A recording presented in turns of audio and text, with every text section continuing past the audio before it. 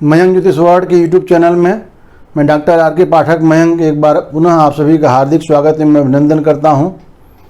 बहुत से लोगों ने यह प्रश्न किया था कि कुछ जानकारी वास्तु के बारे में दी जाए। तो सबसे पहले जब आप कोई प्लाट खरीदते हैं या मकान बनाने के लिए कोई भूखंड खरीदते हैं, भूमि खरीदते हैं, तो ये देखना आवश्यक होता है कि वह भूखंड जिसमें आप मकान बनाने जा रहे हैं वह सही है या नहीं है। यदि भूखंड सही नहीं है तो आगे चल कर के आपका जीवन उसमें अच्छा नहीं बीतेगा, परेशानियां बनी रहती हैं। इसलिए भूखंड का सबसे पहले परीक्षण कर लेना चाहिए। तो आज हम बात करेंगे कि किस प्रकार से आप पता लगाएं कि कोई भूखंड जो आप खरीदने या कोई प्लाट लेने जा रहे हैं वह सही है या नहीं है, इसका पता कैसे लगाएं। तो आप देख रहे होंगे आज के जो टाइटल लिखा है वास्तुशास्त्र के अंतर्गत भूमि परीक्षण, मन ज़मीन का परीक्षण कैसे करें कि कोई ज़मीन जो है वह सही है या नहीं है। आइए इस पर बात करते हैं। देखिए, भूमि जो है वह दो प्रकार की होती है। एक को कहते हैं हम जीवित भूमि, एक होती है जीवित भूमि होती है। जीवित भूमि कौन है? जिस भूमि पर हरे पौधे हों, घास उगी हुई हो, साथ साथ वृक्ष लगे हुए हों, माने हरा भरा जो होता है, या उपजाऊ जिसमें फसल वगैरह उपज रही हो, वह जीवित भूमि होती है। और दूसरा होती है मृत भूमि। मृत भूमि जो होती है वह जीवित भूमि तो मकान बनाने के लिए श्रेष्ठ मानी जाती है, प्लाट अच्छा माना जाता है। जो मृत भूमि होती है, जैसे मान लीजिए ऊसर है, चूहे के बिल जो है वह तमाम बने हुए हैं, सांप के बिल बने हुए हैं, बांबी है, दीमकों वगैरह लगे हुए हैं, या उबड़ खाबड़ ज़मीन है, कांटेदार पौधे लगे हुए हैं, ऐसी भूमि जो होती है वह मृत होती है। ये त्याज्य होती है, प्लाट बनाने के लिए, घर बनाने के लिए उपयुक्त नहीं होती है। ऐसी भूमि का त्याग कर देना चाहिए। तो अलग अलग जो प्रकार की भूमि होती है वह क्या क्या जो नुकसानदायक भूमि होती है उसका क्या नुकसान होता है। तो यदि ऊसर भूमि है जहाँ पर कुछ पौधा नहीं होता है तो वह धन नाश करती है। बिल अगर तमाम बने हुए हैं, चूहे के अन्य बिल बने हुए हैं, तो भी धन का नाश होता है। यदि वहाँ पर बांबी है, दीमक वगैरह लगे हुए हैं तो पुत्र नाश होता है।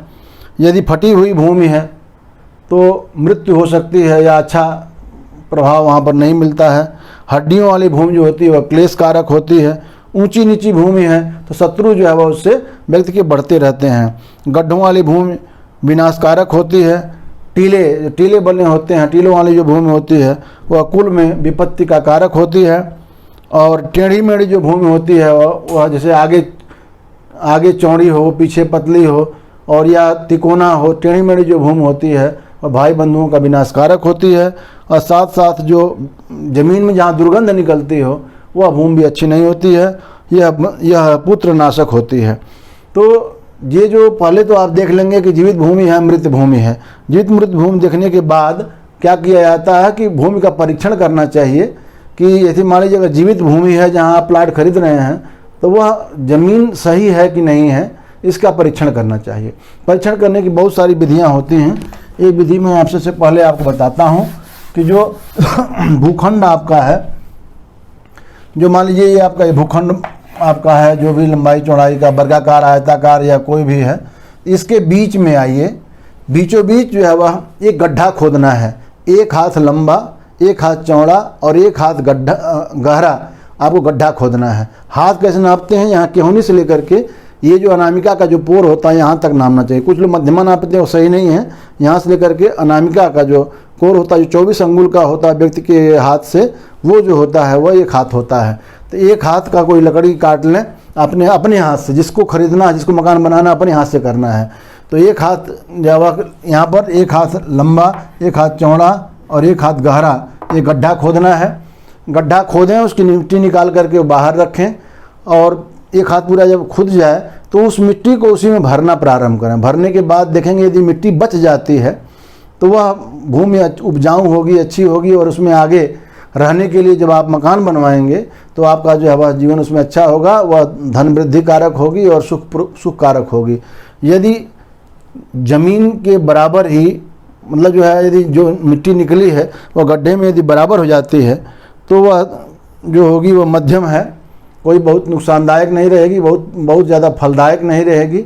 और यदि मिट्टी कम पड़ जाए, देखिए परीक्षण करेंगे लोग, नॉर्मली आप सोचेंगे कि मिट्टी दबी हुई रहेगी, निकलेगी भी, बाहर अंदर डालेंगे तो जो मिट्टी बची जाएगी, ऐसा नहीं होगा। जब परीक्षण करेंगे तो उसका अलग परिणाम निकलता है।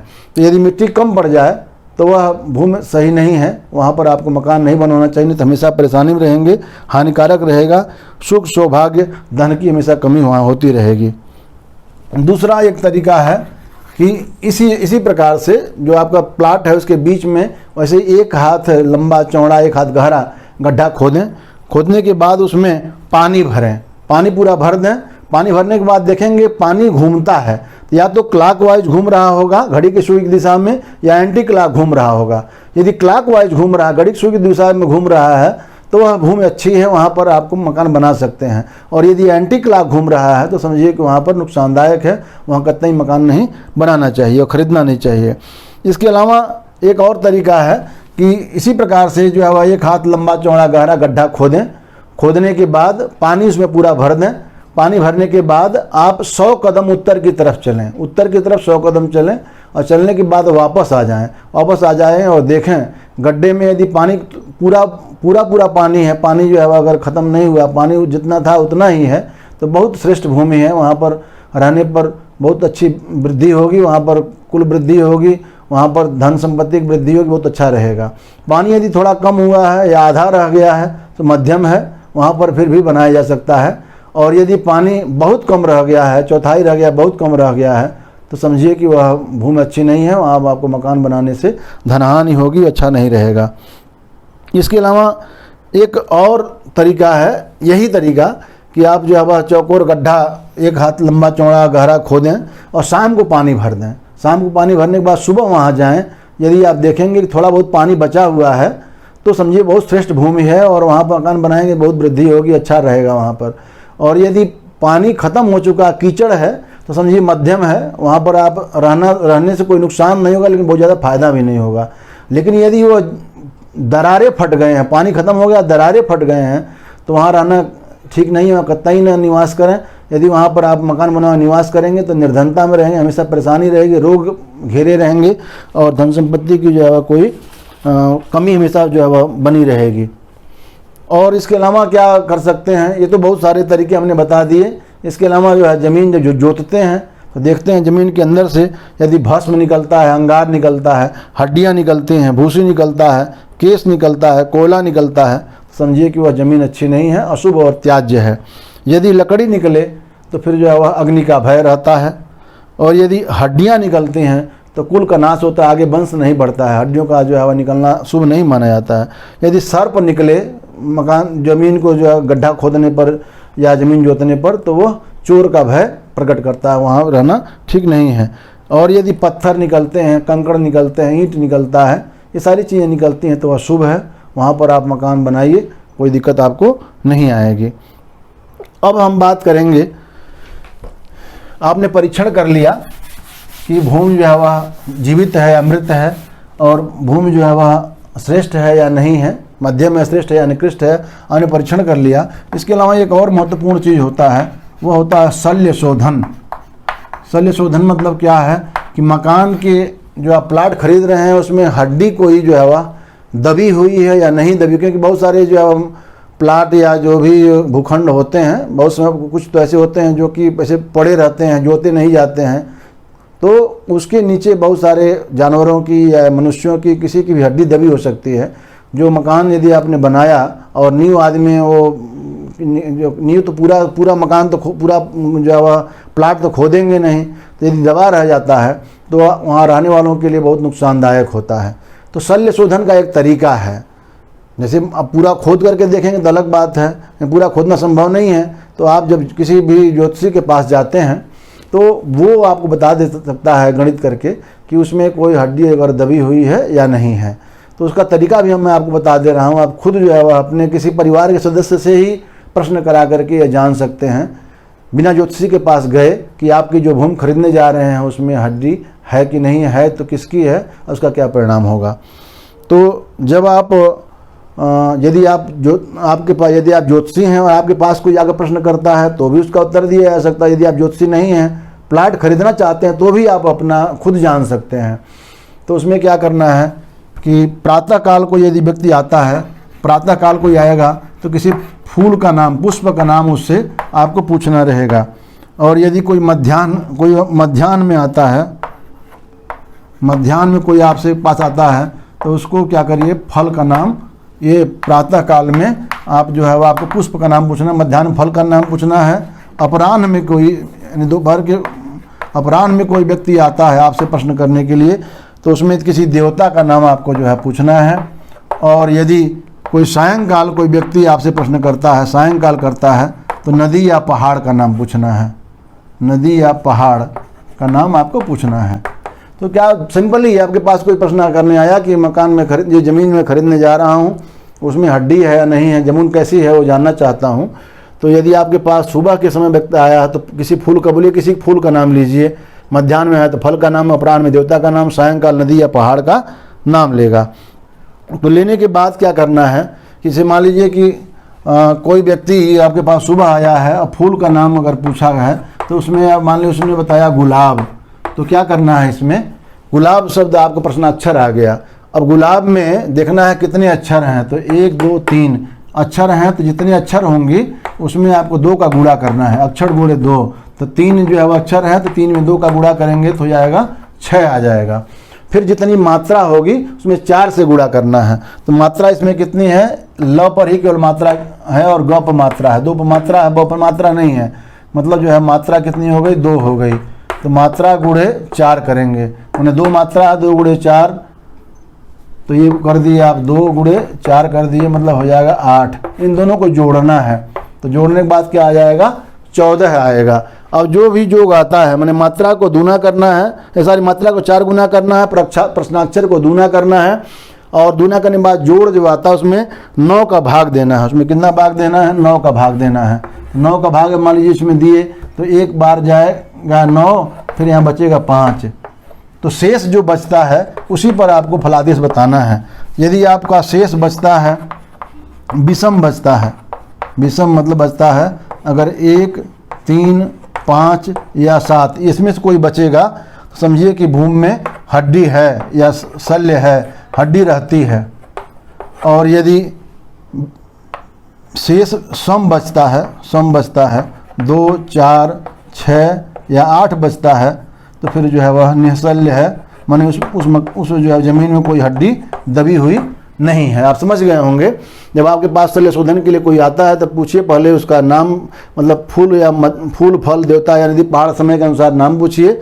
नाम पूछने के बाद नाम लिख लीजिए, अक्षर को दूना कर लीजिए, मात्रा को 4 गुना करके जोड़ लीजिए, 9 से भाग दीजिए। यदि संख्या विषम आती है समझिए हड्डी है, और यदि सम आती है तो कोई हड्डी नहीं है। और अब देखना क्या है कि यदि हड्डी आ रही है कि मतलब जो है उसमें उस प्लाट में हड्डी है, तो आपको ये पता लगाना है कि कौन सी हड्डी है, कितने नीचे दबी हुई है और उसका क्या परिणाम हो सकता है। तो ये जिसमें यदि देखिए उसमें यदि पहला अक्षर यदि वो है, यदि पहला अक्षर जो है जो आपने प्रश्न किया है उसका पहला अक्षर यदि वो आता है तो फिर इसमें क्या हो जाएगा, इसमें पूर्व में उस प्लाट के पूर्व में 1.5 हाथ नीचे मनुष्य की हड्डी दबी हुई है।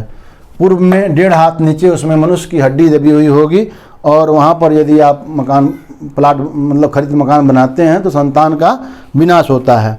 और यदि क वर्ग है, यदि क कैसे क ख ग घ अंग इस तरह से कोई जो है वह नाम लिया गया है तो अग्नि कोण में जो है वह, तो यहाँ पर क्या होगा, अग्नि कोण में जो पूरा दक्षिण कोना होता है, अग्नि कोण में 2 हाथ नीचे गधे की हड्डी रहती है, इससे हानि होती है। ध्यान दीजिएगा, अगर वो अक्षर वाला हो, वो वर्ग हो तो फिर पूर्व में 1.5 हाथ नीचे मनुष्य की हड्डी होगी जो कि संतान नाश करेगी।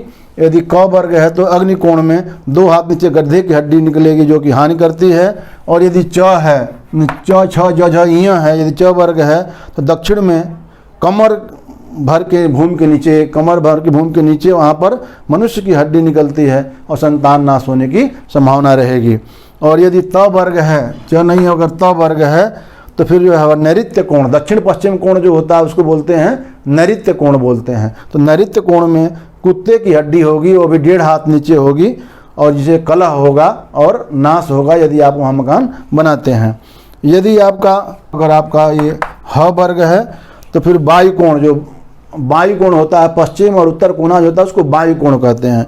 तो वायु कोण में 4 हाथ नीचे आप जब खोदेंगे तो उसमें बाल निकलेंगे, कुछ सिर मैंने कपाल निकल सकते हैं, हड्डियाँ निकल सकते हैं। इससे क्या होगा, आपको नाशकारक होता है। यदि सवर्ग है, यदि स ख स ह ये वाला है, ये सवर्ग है, तो उत्तर में 1 हाथ नीचे ब्राह्मण की हड्डी निकलेगी, जो कि बहुत अच्छा है, बहुत खराब होगी और कुल नाशक हो सकती है। माने ब्राह्मण की हड्डी यदि निकलती है तो कुल नाशक होती है, इसलिए उसको मकान वहाँ पर बनाना नहीं है। यदि प वर्ग है, यानी प फ ब भ म ये है, तो ईशान कोण में, ईशान कोण जो होता है वो उत्तर और पूर्व कोना ईशान कोण होता है। तो ईशान कोण में 1.5 हाथ नीचे गाय की हड्डी आपको मिलेगी, जो कि राज भय कारक होती है। और अंत में यदि य वर्ग है, य र ल व, यदि य वर्ग है तो घर के मध्य भाग में जो मिडिल का भाग होगा वहाँ छाती भर नीचे यदि जमीन खोदते हैं तो भस्म निकल सकता है, कपास निकल सकता है, लोहा निकल सकता है, ये धन नाशक होता है। और यदि ये सब नहीं है, स्वर वर्ण है, स्वर वर्ण मतलब अ आ ई, इस तरह से कोई, जैसे आम कह दिया, इमली कह दिया, इस तरह से अगर स्वर वर्ण कोई है तो पश्चिम में जब आप गड्ढा खोदेंगे तो 1.5 हाथ नीचे बच्चे की अस्थि निकलेगी, किसी बच्चे की हड्डी निकलेगी और वह अशुभ होगी। इस प्रकार से यदि वो वर्ग है तो पूर्व में 1.5 हाथ नीचे मनुष्य की हड्डी निकलती है, जो संतान नाश करती है। क वर्ग में क ख ग घ अंग में अग्निकोण में 2 हाथ नीचे गधे की हड्डी निकलती है, जो हानिकारक होती है। च वर्ग च छ ज झ इया वाला अगर रहेगा तो दक्षिण में कमर भूमि के नीचे आपको मनुष्य की हड्डी निकलेगी, जो कि आपके संतान का नाश करेगी। त वर्ग त थ द ध न, यदि कोई ऐसा अक्षर आया है तो नृत्य कोण में कुत्ते की हड्डी निकलेगी, जो 1.5 हाथ नीचे होगी। से कलह होगा, अगर मकान में रहते हैं तो कलह होगा, नाश भी होगा। यदि ह वर्ग है तो वायु कोण में 4 हाथ नीचे केश, कपाल, अस्थि निकल सकते हैं, रोए निकल सकते हैं, यह नाशकारक होता है। और यदि स वर्ग है तो उत्तर हमें 1 हाथ नीचे ब्राह्मण की हड्डी निकलती है, जो कि कुल नाशक होती है। और यदि प वर्ग है, प फ ब भ म इस तरह से है, ईशान कोण में 1.5 हाथ नीचे गाय की हड्डी निकलती है, जो राजभय कारक होती है। और यदि य वर्ग है, य र ल व इस तरह से है, तो घर के मध्य भाग में छाती भर नीचे यदि खोदते हैं तो भस्म आदि निकलता है, कपास निकल सकता है, लोहा निकल सकता है, जो धननाशक होता है। और अंत में मैंने बताया कि अगर अ आ ई उ इस तरह से कोई भी स्वर जो होते हैं, स्वर वर्ण आया हुआ है तो पश्चिम में 1.5 हाथ नीचे किसी बच्चे की हड्डी निकलेगी, जो कि अशुभ है। इस प्रकार से आप जब देख सकते हैं कि शल्य शोधन कर सकते हैं। यदि ये हड्डियाँ निकल रही हैं या ये सब चीज़ें आ रही हैं तो या तो उसको निकलवा करके फिर मकान बनाइए। नहीं, दूसरा तरीका एक और भी हो सकता है कि अगर देखिए एक बात ध्यान देने की, अगर अपने शरीर से, आपके शरीर से नीचे यदि कोई हड्डी निकलती है, शरीर भर नाप जो जमीन की जो होती है उसके नीचे हड्डी निकलती है, उसका कोई परिणाम कोई प्रभाव नहीं होता है। तो या तो 2 उपाय है, या तो ये शरीर निकाल करके हड्डियाँ जो है वो निकालने के बाद मकान बनवाइए, या दूसरा तरीका ये हो सकता है कि भूखंड की शरीर जो आप भूखंड बनवा रहे हैं उसमें तहखाना बनवाना अगर चाहते तहखाना बनवा लीजिए। अपने शरीर के नाप की पूरी मिट्टी उसमें निकाल दीजिए। उसकी निकालने के बाद नई मिट्टी जब डालिए तो उसको छान के डालना है, नहीं नई मिट्टी डालेंगे तो भी उसमें हड्डियाँ आ सकती हैं। तो छान करके नई मिट्टी यदि आप भर देते हैं तो फिर जो है वह मकान के लिए श्रेष्ठ हो जाती है और वो जो हड्डियाँ वाला दोष है वो समाप्त हो जाता है। लेकिन ये सब तभी करना है जब आपको प्रश्न करने के बाद ये लगे कि उसमें हड्डियाँ हैं, तभी ये करना, नहीं तो करने की जरूरत नहीं है। तो ये महत्वपूर्ण जानकारी आप प्राप्त कर रहे थे कि जब आप कोई भी मकान बनाने के लिए जो प्लाट खरीदेंगे, भूखंड खरीदेंगे, तो भूमि का परीक्षण कैसे करें कि वह भूमि आपकी खरीदने योग्य है या नहीं है, इसकी जानकारी आप महत्वपूर्ण प्राप्त कर रहे थे।